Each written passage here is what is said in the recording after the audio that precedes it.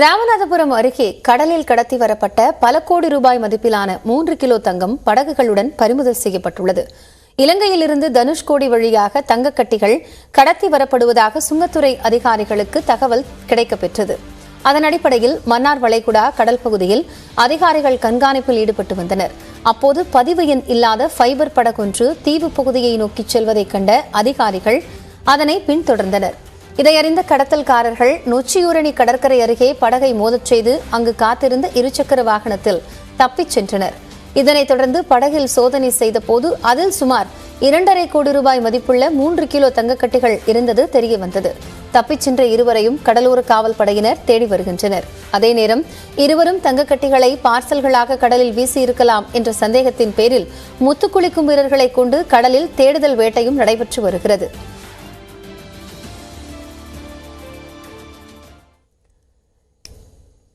சென்னையில் இருந்து இலங்கைக்கு பயணிகள் கப்பல் போக்குவரத்து தொடங்கப்பட்டது போல் தூத்துக்குடி, கன்னியாகுமரி போன்ற உள்ளூர் பகுதிகளுக்கும் கப்பல் போக்குவரத்து தொடங்க நடவடிக்கை எடுக்கப்படும் என்று சுற்றுலாத்துறை செயலாளர் மணிவாசன் தெரிவித்துள்ளார்.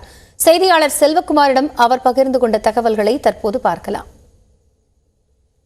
இன்டர்நேஷனல் டூரிசம்க்கு ஒரு இனிஷியேட் எடுத்த மாதிரியா இருக்கு. இது எப்படி இருக்கும்? அதாவது சென்னையிலேருந்து உங்களுக்கெல்லாம் ஞாபகம் இருக்கும், கடந்த ஆண்டு நம்முடைய மாண்புமிகு முதலமைச்சர் அவர்கள் இதே இடத்துல இந்த கப்பல் இந்த நிறுவனத்தோட இந்த சேவைகள் தொடங்கி வைச்சார்.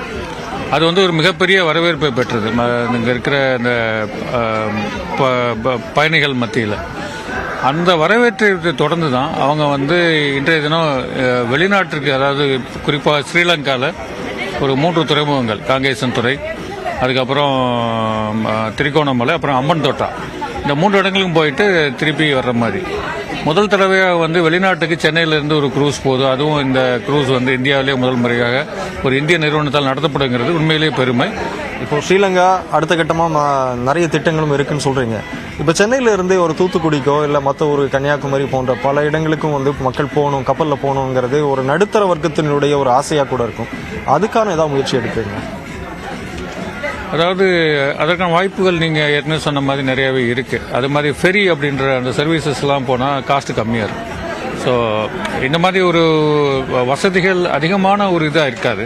அப்போ இதுக்கு கட்டணங்கள் அதிகமாக இருக்கும்.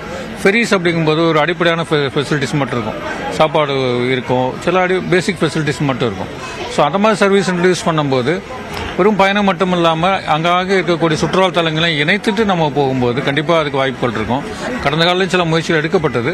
தொடர்ந்து நம்முடைய தமிழக அரசின் சார்பாக இதற்கான முயற்சிகள் எடுப்பது கண்டிப்பாக துறை நடவடிக்கை எடுக்கும். ஆளுநர் RN ரவி தனது சொந்த அரசியலுக்காக ஆளுநர் மாளிகையை பயன்படுத்துவதை ஏற்க முடியாது என்றும் தேவைப்பட்டால் ஆளுநருக்கு எதிராக போராட்டம் நடத்தப்படும் என்றும் அமைச்சர் தங்கம் தென்னரசு தெரிவித்துள்ளார். சென்னையில் செய்தியாளர்களிடம் பேசிய அவர் ஆளுநர் RN ரவி முழுநேர அரசியல்வாதியாக செயல்பட்டு வருவதாக விமர்சித்தார். நேற்று நடைபெற்ற துணைவேந்தர் மாநாட்டை தன்னுடைய அரசியலுக்காக ஆளுநர் பயன்படுத்தியிருப்பதாகவும் குற்றம் சாட்டினார். வேறு எதையோ மறைப்பதற்காக முதலமைச்சரின் வெளிநாட்டு பயணம் குறித்து ஆளுநர் பேசியிருப்பதாகவும் விமர்சித்தார். ஆளுநர் தகைய அரசியல் ரீதியான கருத்துக்களை சொல்வது, அரசியலுக்கு அவர் ஈடுபடுவதற்கான ஒரு சூழ்நிலை இருந்தால் அதை ஆளுநர் மாளிகையை அவர் அதற்கு பயன்படுத்திக் கொள்ளக்கூடாது என்பதை நான் இந்த நேரத்தில் வலியுறுத்தி சொல்லி, இதை அவர் ஏற்கனவே சொல்லியிருக்கக்கூடிய பல காரணங்களிலிருந்து திசை திருப்புவதற்காகவும் ஆளுநர் தகைய உண்மைக்கு மாறான செய்திகளை தொடர்ந்து சொல்லுகிறார். ஆளுநரின் குற்றச்சாட்டிற்கு விளக்கம் அளிப்போம் என்றும் அவர் மீது வழக்கு பதிவு செய்ய மாட்டோம் என்றும் அமைச்சர் தங்கம் தென்னரசு பதிலளித்தார். ஆட்சியில பன்வாரிலால் புரோஹித் இருந்தப்ப பல இடங்கள்ல ஆய்வுக்கு போனாரு. திமுக பல இடங்கள்ல கருப்பு கொடி ஆர்ப்பாட்டம் பண்ணணும். இப்ப இவர் நடத்தும் ஏறக்குறைய அதே மாதிரியான விஷயம் தான். தமிழக அரசினுடைய அந்த கொள்கைக்கு நேரெதிரான விஷயங்கள் செயல்படுறாரு. அப்ப நாம எந்த போராட்டமும் எதிர்ப்பும் தெரியல. ஆளுநருக்கு முன்னாடி ஏற்கனவே ஆளுநர் மாளிகைக்கு முன்னால ஒரு ஆர்ப்பாட்டம் நடத்துவதாக நாங்கள் அறிவித்திருந்தோம். அதற்கு பிறகு அவர் தன்னுடைய பரிந்துரையை அனுப்பினார். எனவே தேவைப்பட்டால் அதற்கு சூழ்நிலை வரும்போது திராவிட முன்னேற்ற கழகம் அந்த நடவடிக்கையில் ஏற்கனவே எடுத்துக் கொள்வதற்கான அறிவிப்புகளை கடந்த காலங்களில் நாங்கள் வெளியிட்டிருக்கிறோம். முதலீடுகளை ஈர்க்க வெளிநாட்டு பயணங்களை முதலமைச்சர் ஸ்டாலின் மட்டுமா மேற்கொண்டுள்ளார் என்றும் பிரதமர் மோடி கூட அடிக்கடி வெளிநாடு செல்வதை பார்த்து ஆளுநர் விமர்சிக்கிறாரா என்றும் தங்கம் தென்னரசு கேள்வி எழுப்பினார்.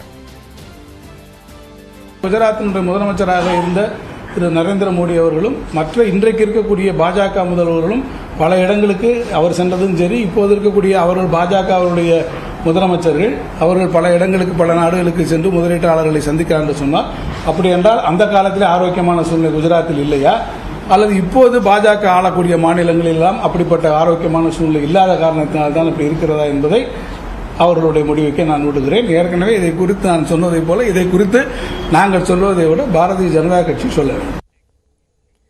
தமிழ்நாட்டில் கல்வித்தரம் இல்லை என கூறும் ஆளுநர் செய்தித்தாள்களை படிக்க வேண்டும் என்று அமைச்சர் பொன்முடி விமர்சித்துள்ளார். விழுப்புரத்தில் செய்தியாளர்களிடம் பேசிய அவர், எதிர்க்கட்சியைப் போல ஆளுநர் அரசியல் செய்வது வருந்தத்தக்கது என்று கூறினார். தமிழகத்திலே இருப்பவர்கள் மட்டுமல்ல, இந்தியாவிலே இருப்பவர்கள் மட்டுமல்ல, சிங்கப்பூரிலே இருக்கிற ஒரு அமைச்சர் கூட நான் முதல்வன் திட்டத்தை பாராட்டுகிறார் என்று சொன்னால் அதுதான் நம்முடைய தமிழக முதலமைச்சருடைய தனித்திறமை. இதெல்லாம் கவர்னருக்கு தெரியுதா தெரியலையான்னு தெரியல. அவர் குறைஞ்சபட்சம் பேப்பரையாவது படிக்கணும், இல்லை விஷயங்களை முழுமையாக தெரிந்து கொண்டு பேச வேண்டும். அவர் ஒரு அரசியல்வாதியைப் போல, அதுவும் அரசியல்வாதி என்று சொன்னால் இங்கே இருக்கிற நம்முடைய தமிழக ஆளுங்கட்சிக்கு எதிர்க்கட்சியைப் போல அவர் பேசிக் கொண்டிருப்பது உண்மையிலேயே வருந்தத்தக்கது. கடலூரில் நேற்று பலத்த காற்றுடன் பெய்த மழையால் 2 லட்சத்திற்கும் அதிகமான வாழை மரங்கள் சேதமடைந்த நிலையில் கணக்கெடுப்பு நடத்தி உரிய இழப்பீடு வழங்கப்படும் என அமைச்சர் MRK பன்னீர்செல்வம் தெரிவித்துள்ளார். நேற்றைய தினம் திடீரென்று அடித்த சூறைக்காற்றினால் மரம் சாய்ந்திருக்கிறது. கிட்டத்தட்ட 1109 விவசாயிகள் பாதிக்கப்பட்டதாக தகவல் தெரிவிக்கப்பட்டுள்ளது. இது கிட்டத்தட்ட தோட்டக்கலை துறை அலுவலர்கள் மற்றும் வருவாய்த்துறை அலுவலர்கள் ஆய்வு செய்து கொண்டு கணக்கு அனுப்புகிறார்கள். இது உரிய நடவடிக்கைக்கு எடுக்கப்படும் என்பதை தெரிவித்துக் கொள்கிறேன். காஞ்சிபுரம் வரதராஜ பெருமாள் கோயில் தேரோட்டம் தொடங்கி விமர்சையாக நடைபெற்று வருகிறது.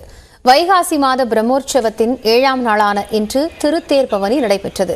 76 அடி உயரத்துடன் 7 நிலைகளை கொண்ட தேரை திரளான பக்தர்கள் வடம் பிடித்து இழுத்து வருகின்றனர்.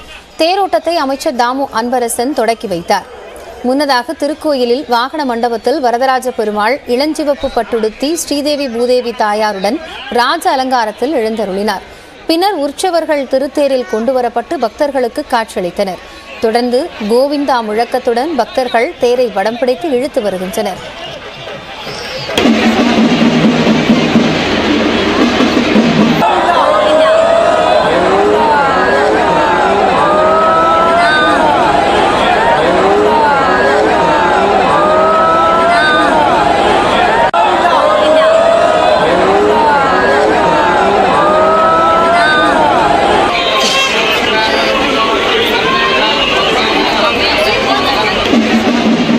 தேரோட்டத்தை காண ஏராளமான பக்தர்கள் காஞ்சியில் குவிந்திருப்பதால் நகரமே விழாக்கோலம் பூண்டுள்ளது. பக்தர்களுக்கு வழியெங்கும் அன்னதானமும் வழங்கப்பட்டு வருகிறது. 1000த்திற்கும் மேற்பட்ட போலீசார் பாதுகாப்பு பணியில் ஈடுபட்டு வருகின்றனர்.